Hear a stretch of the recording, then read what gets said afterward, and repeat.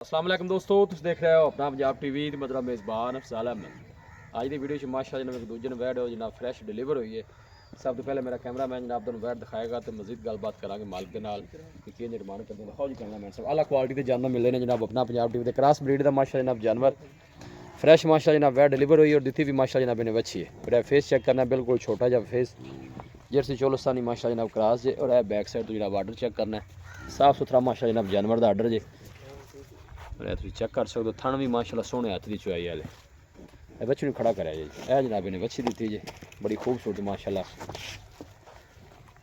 तारक भाई किन्नी देर होगी सूई जी तकरीबन कोई 3 घंटे 3.5 घंटे जे शिरपाल ही सू। हाँ जी बिल्कुल क्लियर। लो जी जे शिरपा के माशाल्लाह जनाब क्लियर होगी जी।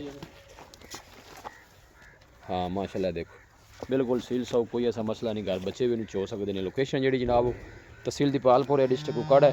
अगली साइड तो जनाब तुम गुल चेक कराने माशाल्लाह हथ की चुआई वाला जनाब गुल लगे ने और तुम बच्ची चेक करनी है माशाल्लाह बड़ी खूबसूरत जनाब बछड़ी। थोड़ा छड़ के नहीं टोरा जी। हाँ बच्ची नहीं भावे नाल चौक लुका काली ना पवे। क्रॉस ब्रीड का माशा जनाब जानवर। तारक भाई पिछले बार किनिया धारा कर दी रही है कोई पता? हाँ जी तकरीबन कोई 18 तो 19 लीटर दूध कर दी रही है। अच्छा जी क्लियर माशाल्लाह। और आर्डर चेक करना कट वाला माशा जनाब जानवर का आर्डर जी। कोई बालशाल नहीं पाई जो भी आर्डर है सारा मिलक वाला माशा जनाब आर्डर जी। लोकेशन जनाब जी तहसील दीपालपुर है इस साइड दवे ना ना कि चलनी है इधर आ जा। तहसील दीपालपुर है डिस्ट्रिक्ट कुकड़ा जनाब लोकेशन है। और गुल चेक करने ने माशाल्लाह और फेस चेक करना पूरा माशा जनाब एक्टिव जानवर जी। जे शिर पा के माशा जनाब क्लियर होगी।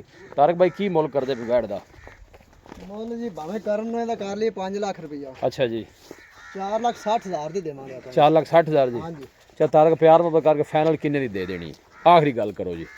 4.5 दी दे। 4.5 दी। 4.5 बाकी दारा दूरा मारियां थना छना दी क्लियर निकली। क्लियर गारंटी ना देवांगे। अच्छा जी हाँ जी गारंटी ना। लो जी तारक भाई का कहना है कि मौके पर आके जनाब तसली भी कर सकते हो। बाकी गारंटी है जनाब थना छना की। ये आर्डर तुम चेक करना है 4.5 के जनाब फाइनल है। कोई भाई मौके पर आएगा इंशाल्लाह मजीद भी जी ना मुहब्बत प्यार जनाब जरूर होगी। लोकेशन एक दफ़ा दोस्तों फिर शेयर कर दें। तहसील दीपालपुर है डिस्ट्रिक्ट कुकड़ा जनाब लोकेशन है। और आपका नंबर जनाब 0301 45 52 144 0301 45 52 144 व्हाट्सएप जनाब इस नंबर पर मौजूद है। यह जनाब नज़दीक तो तुम आर्डर चेक कराने पिछले बच्चे भी माशाल्लाह जनाब बड़ी खूबसूरत। तहसील दीपालपुर डिस्ट्रिक्ट कुकड़ा जनाब लोकेशन है। वीडियो जनाब पसंद आए वीडियो में लाइक और दोस्तों जनाब शेयर जरूर किया करो। मिलेंगे जनाब एक अच्छी और लाजवाब वीडियो के नाल। अपने मेज़बान अफज़ल अहमद दो इजाज़त अल्लाह निगहबान।